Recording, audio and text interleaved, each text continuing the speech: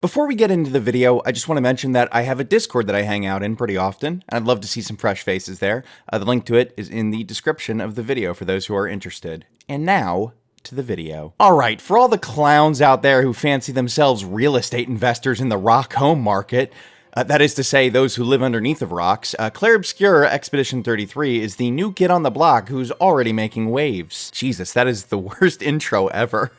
Dies immediately of cringe. Clair Obscur is one of those games that only comes around every now and then. It's got the polish and expansiveness of a AAA release, while also having the charm and unique style and creative voice only found in indie releases. It's incredible to me that with modern tools, an indie studio is capable of creating a game this stunning. The visuals are absolutely mind-blowing and just beyond the scope. The world crafted by this team feels broken and altered beyond repair.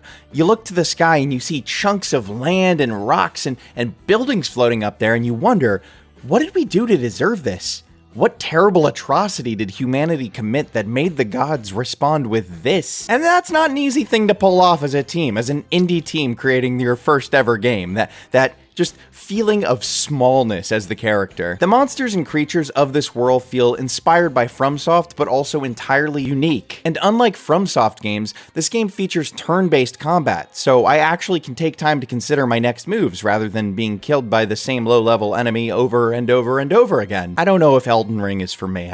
I just don't. And the combat, man, the combat!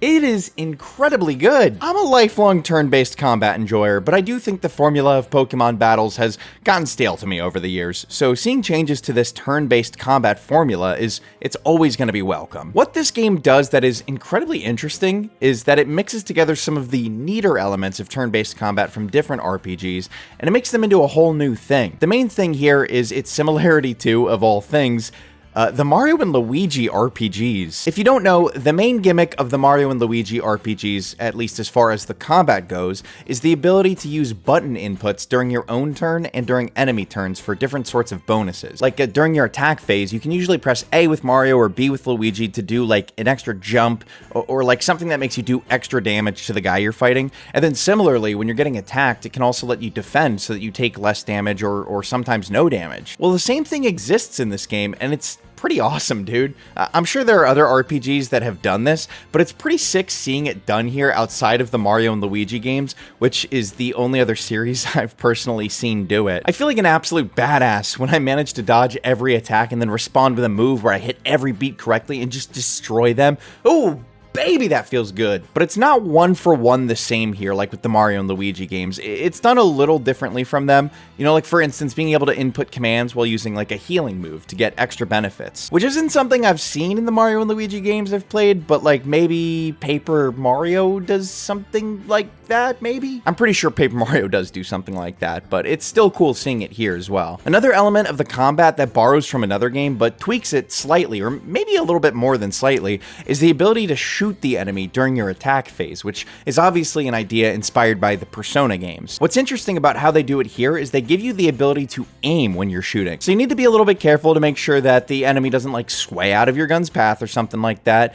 And you also want to make sure that you're shooting the enemy's weak spot, as it'll do significantly more damage if you shoot them there. I haven't gotten far into the game yet, but oftentimes the enemy weak spots have been just glaringly obvious and pretty much instrumental to target in order to survive the encounter. And seriously, if your reaction time is about as dog shit as mine, these battles can be tough, dude. I've already gotten my team killed a few times now. I'm not proud to say it. The combat very much rewards you for memorizing enemy patterns. It even makes it easier for you by explaining in words which attack the enemy is going to do. Like sometimes it'll say, the so-and-so moves to attack the party. So you're like, okay, now I know it's going to do the one attack that just attacks the entire team rather than just one person. Or it'll say like, the so-and-so uses magic. And then you're like, okay, so now it's going to do the spiky magic attack that I've gotten used to the timing now. So like, I'm just going to hit the button, and then I missed it, and then I missed it again, and I missed it again, and I missed it again, and I ended up losing half my health. I think it is kind of important to lose a few battles here and there in a game, even though it pisses me off to no end.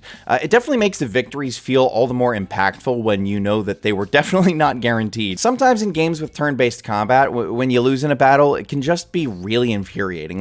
Like the only reason you lost is because the game increased the difficulty too much randomly, or you accidentally went somewhere you weren't ready for yet, or randomly came across an enemy with like a type advantage, and you just have no way to combat it. Like, you know, all this stuff that when it happens to you, you go, oh, come on, that is horseshit. But here, if you die, it's because you messed up the timing. You just need to get better. It takes away the ability to blame the game and shifts the blame onto you, the player.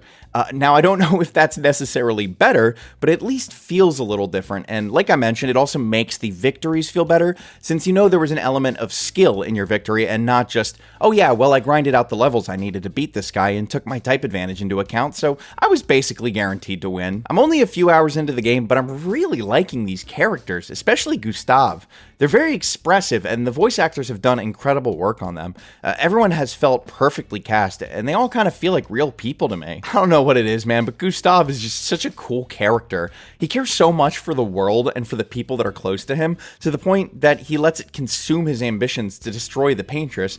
But here's the thing, is that he is willing to listen and see reason and rationality, even in such an irrational world. I'm still getting to know the other characters, but they all clearly have so much depth to them, and it's really awesome to see. Games that have characters with this much emotional depth to them can be few and far between in my experience. And with how interesting, deep, and realistic they are, it makes me feel sorry for them that they're stuck in this world, because man, what a depressing world it is. Now, just a little warning here that there's some minor spoilers ahead, but it's mainly stuff that you can either read in the game's description or gets explained to you within like the first hour or so of the game. So, you know, like, just take this with a grain of salt. The people of this world live in a distorted, ruined version of Paris, now known as Lumiere, which now sits isolated in the middle of the ocean after the world was torn apart in a cataclysmic event decades earlier. At the center of this world, on the main continent and always visible to the citizens of Lumiere, is a giant throne where a monster called the Paintress sits, with a giant number painted onto the throne above her.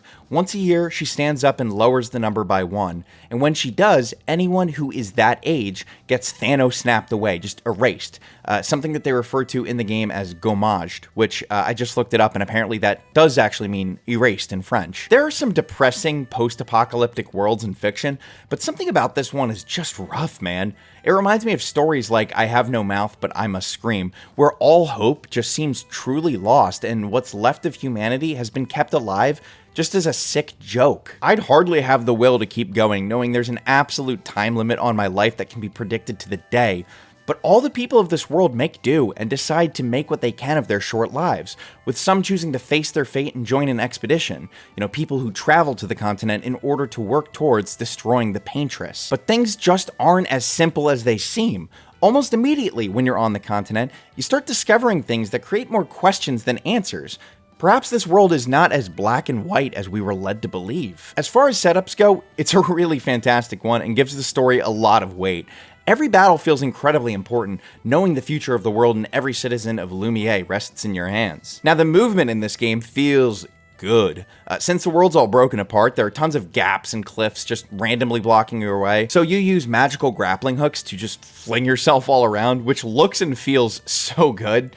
Good feeling movement in a game is like one of the make or break things to me, and this game doesn't disappoint. The French theming and framing and just overall aesthetics used is also just super cool here, and not something I've really seen in a game, at least not in this way. It's interesting because this is very much a JRPG, but it's not an actual JRPG because it's fully created by a French studio. I'm so used to JRPGs having, you know, clearly like Japanese cultural elements mixed into them, you know, from references to the world design. So it's really cool to see the traditional JRPG formula, but from the unique viewpoint of French people. I love that cultural element to JRPGs. My main cultural exposure outside of video games is mainly just like American, Canadian, or sometimes British media. So it's really cool when I play games and get usually a Japanese cultural twist on media thrown into the mix. I'd love to see more JRPGs coming out from studios that take a unique cultural perspective, similar to Clair Obscur's French theming. And the music, man. I didn't write anything about this in the script, but man, the music is so good. Just blasting in the background, keeping you going, keeping you motivated.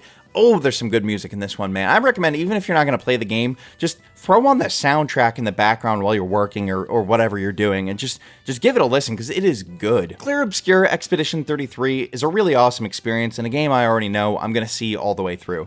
I mean, I have to know what happens. I gotta see what the whole deal is with this world, man. Thank you guys for watching. If you liked this video, please consider leaving a like and maybe dropping a sub. I've gotten pretty consistent about dropping weekly videos, usually centered around gaming, generally Nintendo, but I don't discriminate. With that said, I'll see you guys next week. Thank you very much.